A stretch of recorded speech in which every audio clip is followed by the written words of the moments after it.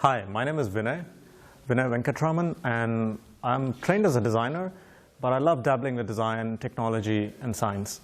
So today I'm going to talk about how big data can actually drive innovation and how we can bridge the world of design and technology together to create radically new solutions for people and society.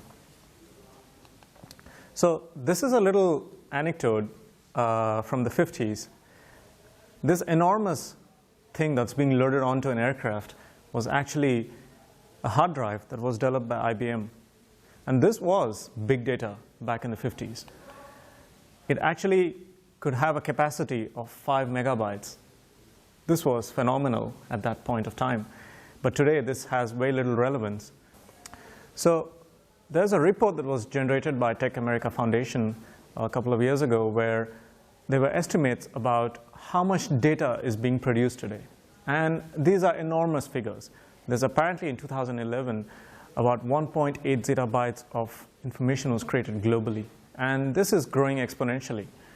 That equals to almost 200 billion 2-hour high-definition movies that a person could watch for almost 47 million years. This is a staggering figure. This is a huge amount of data. But the real question is, what does this data give us, and how can we really use this to improve our own lives, but also help the planet? So the term big data is sort of an interesting catchphrase that's evolved, but it's basically defined by very large volumes of data, very high velocities of data, and huge amounts of variation in the data set. So this requires a completely different kind of approach to handling all this information. And how do you harness this and build things on top of it becomes a real key question. In essence, today, big data composes of sort of two elements, which is structured data and unstructured data. The thing about structured data is that it's pre-organized, it's built into relationship models, and it's available as a machine-readable system. This only consists of about 15% of the amount of data being produced today. The other 85% is more or less unstructured data. That is the kind of stuff that comes out of your Twitter feeds, from your Facebook accounts, from your emails, from YouTube videos, and whatnot. So there is an enormous amount of unstructured data that's available today, but we are yet at the very tip of this iceberg to understand how to really use it for bigger value than delivering insights that could drive new business. So today, in the current paradigm, there are three different sort of strategies or tracks in which people use big data sets. So one of them is about making decisions. So it's really about status and sort of use large data sets and clever algorithms and a lot of good math in order to make decisions about businesses. The other track is really about recognizing patterns. And pattern recognition is a very interesting value that is usually built out of historic data. So you look at several years or months worth of data, and then you start recognizing patterns and trends in that. And this is also very, very useful. But then the third paradigm that's being used today is about forecasting. Really amazing algorithms, really clever people, and deep science all come together to create forecasting models based on very large data sets. And this is a very interesting space too, because there is a lot of human-generated data, but also there are data that's coming out of simulations and algorithms and sort of using different other models to generate the data. So this actually helps you forecast a little bit and sort of make predictive or preemptive decisions about how to shape things in the future. But the paradigm that I would like to address today is adding a co-creation model on top of it, which is really the design paradigm. It's about bringing all these values of data, clever analytics, decision-making, dashboarding, and all those kinds of solutions, and combining them with humanistic values to bring it down to normal people, to allow people to harness all this potential and make good use of it for their own betterment and the betterment of society. So when it comes down to dashboards and visual representation, there's a lot of solutions out there which allow you to represent large amounts of data in some kind of a nice visual solution where there are key indicators and matrices that are displayed. And this is a common paradigm today. But this is clearly not enough, because just-in-time decision-making is not enough today for the business paradigm we are in. So the next thing that we want to do is recognize patterns. So this is an example that we did for Maersk Line, which is one of the largest container shipping businesses in the world, where we took 1 year's worth of historic data and we actually animated it in such a way that you can start seeing patterns of how traffic flows across the world. This is deeply insightful because it shows you where the bottlenecks are. It shows you how vessels actually move. It shows you an interesting history of 1 year, and it's visual. The visual recognition capability of people is so much more than looking at numbers and charts that are loaded with numbers. So visual recognition and pattern recognition is one of the key tools that is supremely important for large data sets.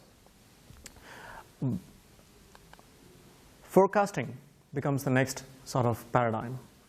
And this is a great example of a police department in Tennessee, in Memphis, where they actually have worked with IBM and other vendors to create a very interesting solution of reducing crime rate by almost 15% by using very large data sets and using them to actually optimize their crime-solving processes. So basically, better organization of the police force, better management of the fleet, better management of resources, and all this is predictive or forecasting models that are applied on this.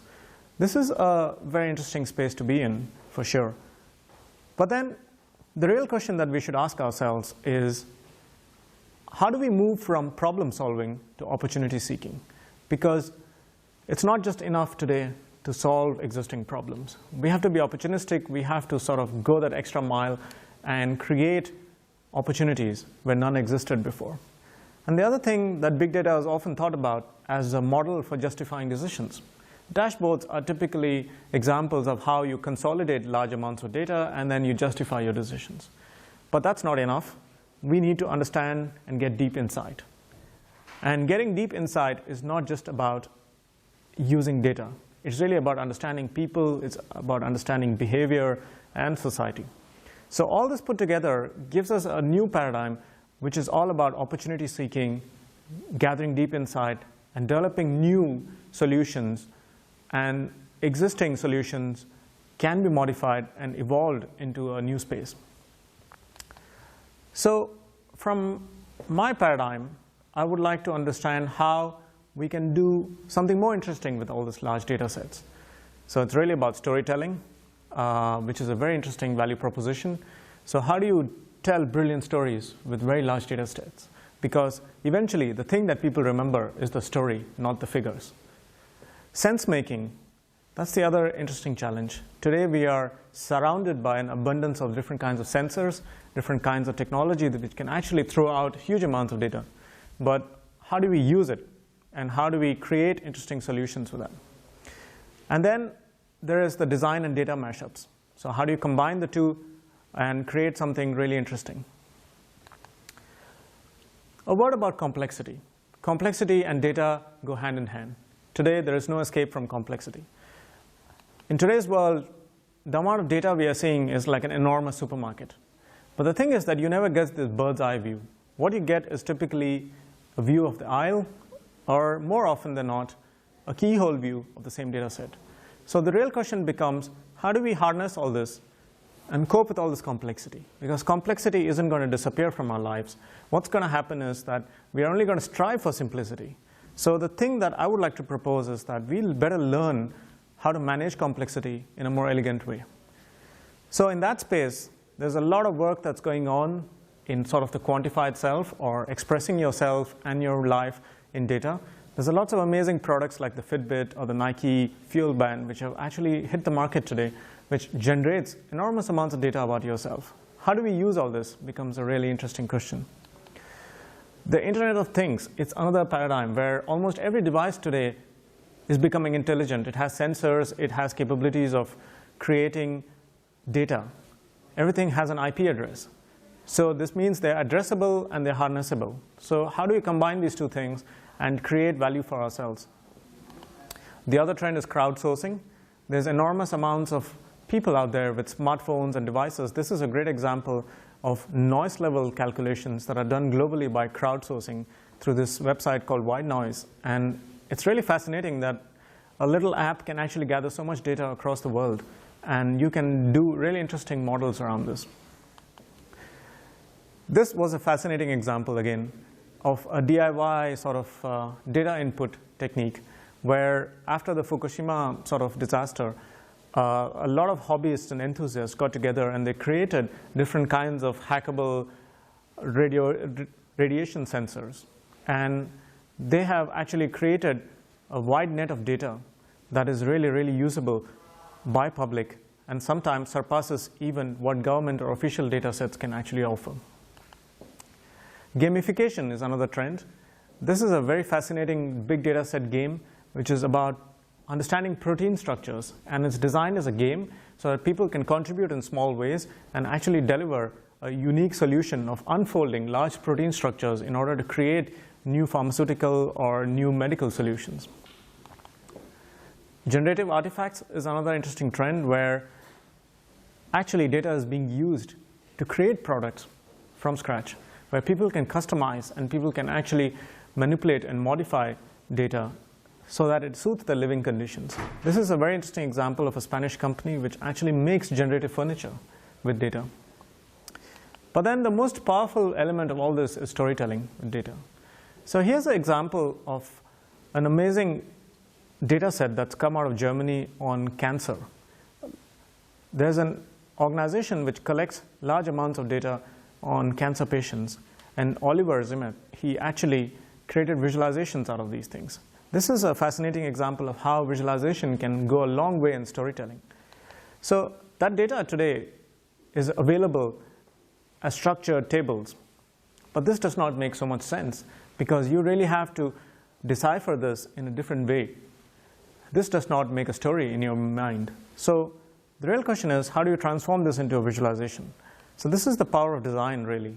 And here's a little interesting snippet of how the same data is represented in a visual format, where you can start seeing trends and patterns. So for example, on the left axis is the age group. On the right axis, extreme right, is the number of incidences and the number of deaths of cancer. In between, on the columns, are male and female, and then the localization of different kinds of cancers. So you can start seeing patterns in this. So what's really fascinating to see here is that women mostly, of course, get affected by breast cancer, but then there's also a very high chance of survival. The thing that actually affects women most in a very serious way that causes death is bowel cancer and other forms of cancer. So if you look at the men, it's really fascinating that prostate cancer is one of the leading incidences of cancer, but again, the survival rates are much higher. But lung cancer, even though has a smaller incidence level, actually causes more number of deaths.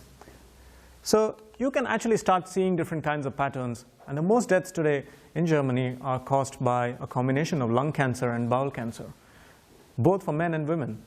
So it's a matter of priorities, and it's a matter of understanding how to take research forward in order to create these kinds of solutions.